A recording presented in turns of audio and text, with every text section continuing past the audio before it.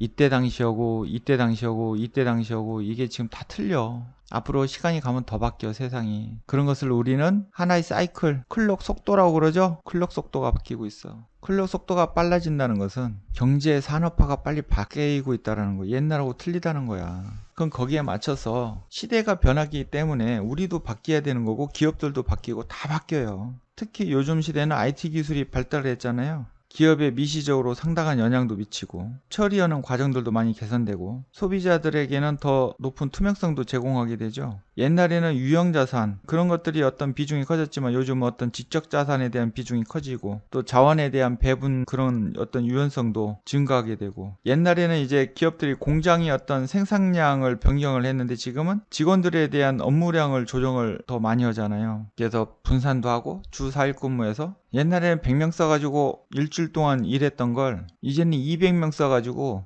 주 4일로 하는 게 효과가 더 큰 거예요. 나가는 비용은 똑같아. 대신 거기서 일하는 사람은 옛날만큼은 못 오죠. 결국은 기업들의 어떤 지속적인 경쟁 우위가 이게 자꾸 빨라지고 있다는 거예요. 즉 경쟁 우위를 유지하는 기간이 자꾸 짧아진다는 거예요. 자, 짧아진다는 것은 기업의 생존의 확률도 짧아지고 있다는 거예요. 옛날에 우리가 기존에 사용했던 뭐 요즘 지금 퍼 같은 거 현금 흐름 할인 방법을 쓴다든가 PSR, PCR, PBR, ROA, ROE 뭐 많죠. 물론 그런 것들도 우리가 평가의 하나의 척도로 봐야 되겠지만 이제는 그게 전부 다가 아니라는 거예요.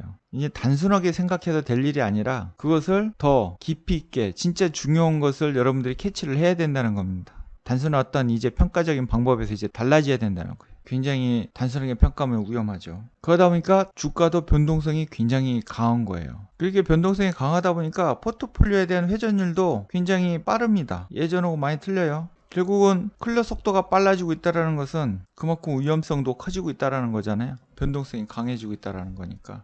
변동성이 강해지면 여러분 우리 포트를 어떻게 짜야 될까요? 집중 투자를 해야 될까요? 분산 투자를 해야 될까요? 분산 투자의 필요성이 더 커졌어요. 그래서 분산도가 이전보다 더 증가해. 그래서 구물을 넓게 쳐야 돼. 우리가 뭐 좋은 기업에만 투자하고 뭐 안 좋은 기업은 피하고 이렇게 할 수도 있겠지만 사실은 그런 것들을 완전하게 100%딱 맞춰서 분석한다는 것은 사실은 불가능하잖아요. 지금 좋아 보이는 것이 어느 순간에 나쁘게 될 수도 있잖아요. 상위에 랭킹 되어 있는 기업이 어느 날 갑자기 횡령 나와가지고 정지까지 먹기도 하고 기업들이 뭔가 굉장히 변동성이 어떠한 특수한 상황들이 많이 발생된다는 거예요. 옛날하고 틀리게 어떠한 비즈니스 환경이 빠르게 변화하고 있고 투자하는 사람들 입장에서는 기업이 어떤 문화로 가는지도 굉장히 우리가 한 번쯤은 잘 봐야 된다는 거예요. 혁신과 정말로 변화를 잘하는 그런 기업들은 계속 성장하지만 모든 기업이 전부 다 그렇게 하지는 않죠. 앞으로 가면 갈수록 도태되는 기업들도 많아진다는 거예요. 결국은 리스크가 가면 갈수록 커진다는 거예요. 리스크를 우리가 잘 감당할 수 있는 포트폴리오를 짜야 되고 그러려면 가치평가법이 달라져야 된다는 거예요. 이거에 대해서 여러분들이 새로운 시각을 가져야 된다는 겁니다. 세상이 아무리 바뀌어도 변하지 않는 게 있어요. 가정 경제에서도 바뀌지 않는 게 있고 기업에서도 바뀌지 않는 게 있어. 결론은 원론이야. 원초적인 거란 말이에요.